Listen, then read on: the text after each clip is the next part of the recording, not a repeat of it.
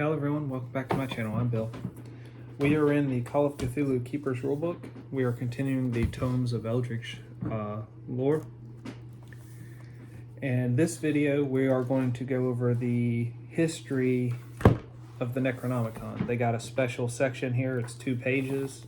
It's discolored, so it's more like game information for keepers and players that don't pertain specifically to using it in the game. So we're going to cover that this video, and then the next video we'll continue on covering the actual tomes in the game. So without further ado, let's read further. The Necronomicon.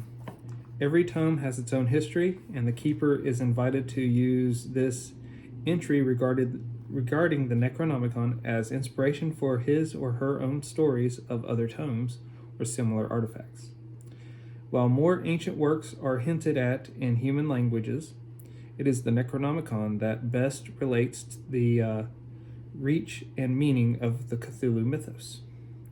The Necronomicon is encyclopedic and baffling, containing deep mythos, magic, and knowledge, including a chant to Yog-Sothoth, which can open the way to this world, information on the power of Ibn Ghazi, and a description of the Vorish sign. The tome also discusses the nature of existence, details many locations and places, some not of this earth, and provides grim descriptions of some mythos entities. Allusions are definitions, inflictions are explanations, wishes are proofs, and decoration and design are indistinguishable. The vocabulary is interior as that of a dream. The Necronomicon is a gateway to insanity, the path through which humans pass, metamorph, and emerge unrecognized. History.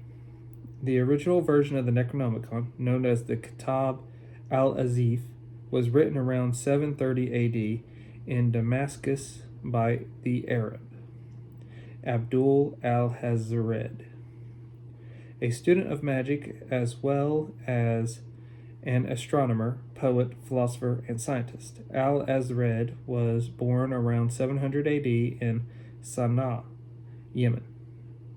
Before composing his great work, he spent years visiting the ruins of Babylon, the pits of Memphis, and the great southern desert of Arabia. He died in Damascus in 738. According to his 12th century biographer, Ibn Khalid, devoured in broad daylight by an invisible demon. Manuscripts of al-Azif circulated secretly among philosophers and scientists of the age. However, it was not until the year 950 that the work was translated into Greek by the Byzantine Theodorus Philintus, who renamed it the Necronomicon. Numerous copies of Philintus' manuscript were made. The increased circulation of the blasphemous tome led to its eventual condemnation in 1050 by the Patriarch Michael of Constantinople. Many copies were confiscated and destroyed, their owners suffering harsh penalties. In 1228, Olaus Wormius effected a Latin translation of the Greek version, all copies of the original Arabic having at this time been lost. Its rapid circulation among philosophical circles led to its banning in 1232, both the Latin and the Greek versions placed on the Index Expurgatorius by Pope Gregory IX. Elias did not retitle the Greek Necronomicon, and the work is thereafter commonly referred to by that name. The year 1454 saw the first practical printing press using movable type, and before the end of the century, a black letter version of the Latin Necronomicon had been printed in Germany, probably in Mainz. The text does not identify the date or place of printing. In the early 16th century, probably before 1510, a version of the Greek translation was printed in Italy. Although, again, lacking any identifying marks, this version is generally believed to have come from the press of Aldus Manutius, founder of the Aldine Press, famous for its printing of unedited Greek and Latin texts. In 1586, an English translation of the Necronomicon was produced by Dr. John Dee, mathematician, astrologer, and physician to Queen Elizabeth of England. Never published, Dee's translation is believed to have been made from a Greek edition discovered by the doctor during his travels in Eastern Europe. Although accurate, it is incomplete, partially expurgated by its translator. A second printing of Latin version was made in Spain in the early 17th century. As usual, the printer is unidentified, but the poorer cut of the type distinguishes it from the finer German work. It is in all other ways faithful to the earlier edition. Other versions and partial copies of the Necronomicon exist. The Sussex manuscript, also known as the Cultus Maleficarum, is an English translation made by a Baron Frederick from the Latin text, published in Sussex in 1597. The muddled and incomplete Al-Azif, Ye Book of Ye Arab, written in provincial English, was made in the late 16th century and circulated in hand-copied manuscript. The 116-page medieval Voynich manuscript, presently in the collection of the University of Pennsylvania, is written in Greek and Latin using Arab script. Surviving copies. Condemned and destroyed by the Church, only 5 copies of the Necronomicon are known to exist today, although an unknown number of copies may still be held in private collections. Copies that reach the open market are usually purchased by libraries or private collectors. The resultant increase in value has driven the price beyond the range of most serious students of the occult. Few can afford to obtain their own copies of this dark and powerful book, and given the value and fragile conditions of the existing copies, few public institutions allow unrestricted access. The documented extant copies are all Latin versions, 4 from the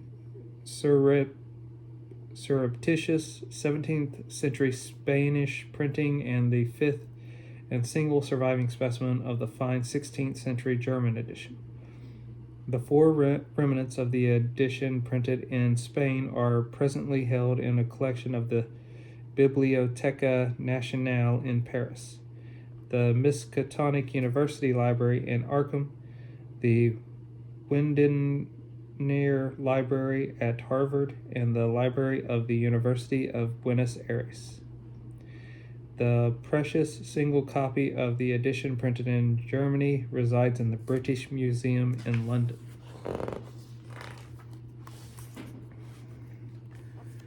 Although the last known copy in Greek is believed to have perished in the flames during the chaos of the Salem witch trials in Massachusetts, rumors of other Greek copies occasionally surface. The most recent of these claims that a copy was owned by the New York artist Richard Upton Pickman.